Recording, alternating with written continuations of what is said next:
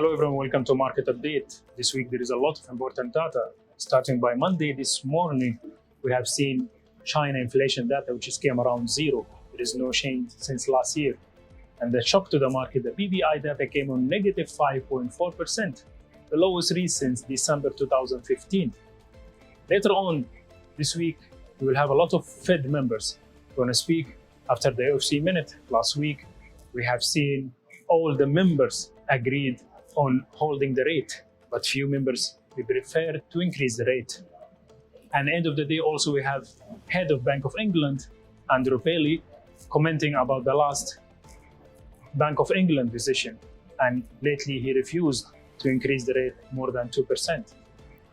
On Tuesday, we're going to see a lot of inflation data coming from EU countries, starting by Germany, the biggest economy in EU. You're going to release the inflation, which might little bit pick up from 6.1 to 6.4.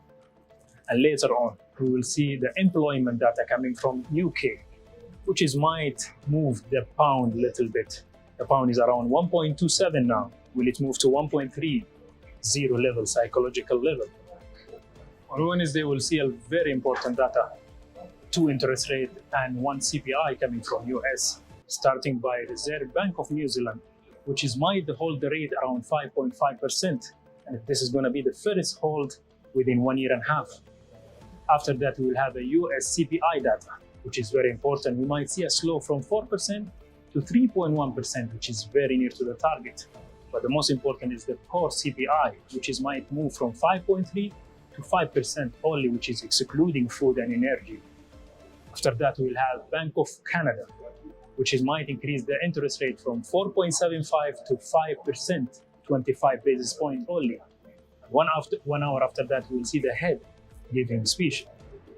And the last data on Wednesday is going to be the oil coming from US data about reserve and refinery, which might help the last bullish move we have seen in oil. On Thursday, we're going to start by China trade of balance, which might see a little bit increase in that one, which always there is an increase since it's a manufacturing and exporting country. After that, we'll see a UK data about industrial, manufacturing, and trade of balance. But the most important is the GDP data, which might see a negative read on that one by negative 0.4%. Will UK go into recession or not? After that, we'll find the CPI data coming from France with all the clashes happens in Paris now. And the last data we're going to see, which is going to be the jobless claim, which is very important for the Fed to continue increasing the rate or not. And on Friday, the most important data is going to be the Michigan consumer sentiment, which might find positive read in that one. That's all for today. Stay tuned for more market updates and don't forget to follow us on social media.